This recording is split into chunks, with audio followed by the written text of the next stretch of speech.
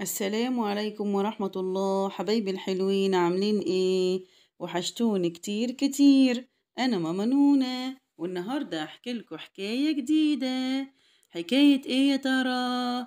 حكاية حياة النبي محمد صلى الله عليه وسلم قبل نزول الوحي. يلا بينا يا حلوين نسمع الحكاية. كان يا مكان يا سعد يا إكرام، ما يحلى الكلام إلا بذكر النبي عليه الصلاة والسلام. شاطرين يا حبايبي، كلنا نقول عليه الصلاة والسلام. بعد يا حبايبي ما خلصنا ميلاد سيدنا محمد وعرفنا قد ايه هو كان اي مكان بيروح فيه بينشر فيه الخير والبركة، تعالوا بينا يا حبايبي نعرف حياة النبي بعد ما اتعلم التجارة. ابو طالب عم النبي علمه التجارة وبقى شاطر جدا فيها. وكان في الوقت ده قريش كانت بتتعبد بغير الله، وكانت بتعبد الأصنام والأوثان، وكانت كمان بتحلف بإلهين كان بيعبدوهم، كان اسمهم اللات والعزى. لكن ربنا سبحانه وتعالى كان بيحصن سيدنا محمد من الأشياء دي كلها، وكان بعيد جدا عن الحاجات اللي هم بيعملوها. بعدين يا حبايبي في طبعا مجموعة منهم كانوا برضو لسه بيعبدوا ربنا سبحانه وتعالى، ولكن كان الأغلبية بيعبدوا الأصنام، لدرجة يا حبايبي إن هم كانوا بيصنعوا الأصنام دي من البلح. كانوا يجيبوا البلح ويعملوه عجوة وبعد كده يشكلوه على هيئة صنم. ولما كانوا ياخدوا الآلهة بتاعتهم دي سفر وكانوا يجوعوا كانوا ياكلوها. شفتوا يا حبايبي إن الإسلام نعمة علينا إزاي، وإن إحنا بالإسلام ربنا سبحانه وتعالى نور حياتنا. بعدين يا حبايبي أبو طالب عم النبي كان فقير، فراح طلب من السيدة خديجة اللي كانت في الوقت ده كانت مشهورة جدا بالتجارة، وكانت من أشرف نساء العالمين طبعا، وكانت أحسن النساء أخلاقا. راح طلب منها وقال لها أنا عايزك ترسلي محمد معاكي القافلة اللي انت بترسليهم كل سنة. كانت كل سنة ترسل مجموعة من الأشخاص للشام، كانوا بيتاجروا للسيدة خديجة هناك. فرحت جدا السيدة خديجة باقتراح أبو طالب، عشان خاطر هي دايما كانت بتسمع عن أخلاق سيدنا محمد وعن أمانته وصدقه. وكان للسيدة خديجة يا حبايبي خادم كان اسمه ميسرة، طلبت من ميسرة إن هو يراقب سيدنا محمد. جابوا يا حبايبي سيدنا محمد راح بقى واستعد الرحلة اللي هو هيروحها للشام، لأن طبعا مسافة طويلة جدا. سيدنا محمد راح هو وميسرة، وفي أثناء الطريق وهم ماشيين ميسرة لاحظ إن هم من ساعة ما طلعوا من مكة إن كان في غمامة كانت بتغطي سيدنا محمد، وكانت بتبعد عنه الشمس والحر. استغرب جدا ميسرة، فقال ايه ده، هو فعلا الغمامة دي مراقبانا؟ فراح قال انا هشوف كده، هعمل حاجة كده. طلب من سيدنا محمد وقال له يلا نعمل سباق. وقال لو الغمامة دي ما زالت ماشية ورا سيدنا محمد يبقى دي معجزة كمان لسيدنا محمد. فعلا يا حبايبي لأن الغمامة دي برضو ماشية ورا سيدنا محمد صلى الله عليه وسلم وبتغطيه من الشمس ومن شدة الحرارة. تاني حاجة يا حبايبي بعد ما وصلوا خلاص وصلوا الشام واشتروا البضاعة عشان خاطر يبيعوها ويشتروا كمان بضاعة تانية.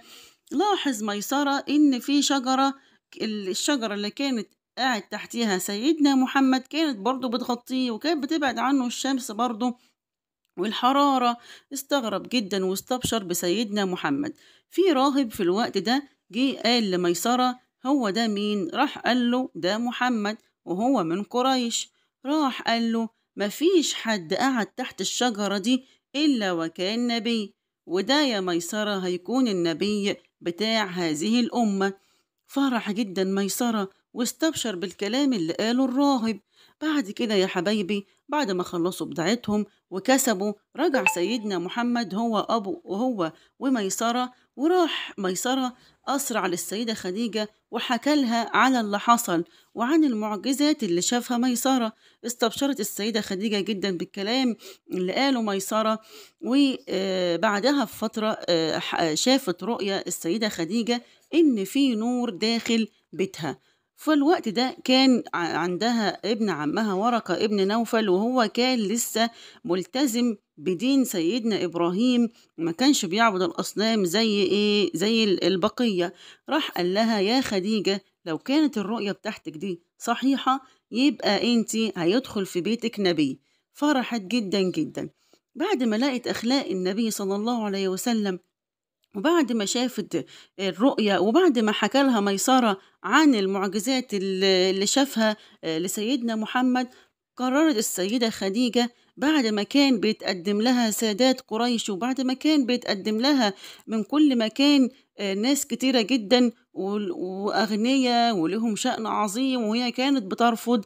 لكن سبحان الله يشاء القدر إن هي اللي تتقدم لطلب إيد سيدنا محمد. علم سيدنا محمد بطلب خديجة للزواج منه. راح هو وعمه حمزة بن عبد المطلب، وراحوا الوالد السيدة خديجة خويلد بن أسد. وافق طبعا والدها جدا علشان سمع بالحاجات اللي سيدنا محمد صلى الله عليه وسلم حصلت معاه، وسمع بأخلاقه. بعد كده تم الزواج يا حبايبي، وسيدنا محمد صلى الله عليه وسلم أنجب من السيدة خديجة 6 أبناء، 4 إناث يا حبايبي، وهم رقية وزينب وأم كلثوم وفاطمة الزهراء.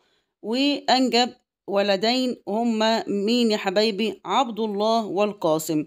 وطبعا أنجب إبراهيم من السيدة ماريا. بعدين يا حبايبي السيدة خديجة رضي الله عنها شافت الخير والبركة في بيتها بعد جوازها من سيدنا محمد، وراحت يا حبايبي السيدة خديجة راحت لورقة ابن نوفل اللي هو ابن عمها تاني، وراح أكد لها إن سيدنا محمد هيكون نبي، وإن هي لازم تقف جنبه. طبعا السيدة خديجة معروف عنها إن هي قد إيه وقفت مع سيدنا محمد، وهو كان من أشد الناس حبا ليها، وما تزوجش خالص يا حبايبي طول ما هي كانت عايشة السيدة خديجة. وكان سيدنا محمد لما اتجوز السيدة خديجة كان عنده 25 سنة، وهي كان عندها 40 سنة. ماشي. وحبايبي بعد ما عاش سيدنا محمد صلى الله عليه وسلم مع السيدة خديجة في خير وفي سعادة، هنعرف بعد كده يا حبايبي هنعرف نزول الوحي على سيدنا محمد ايه اللي حصل فيه. وبكده تكون خلصت حكايتنا النهاردة. تصبحوا على خير يا حبايب مؤمنونا. ما تنسوش لو عجبتكم القناة تعملوا اشتراك وتعملوا لايك وتفعلوا الجرس. مع السلامة.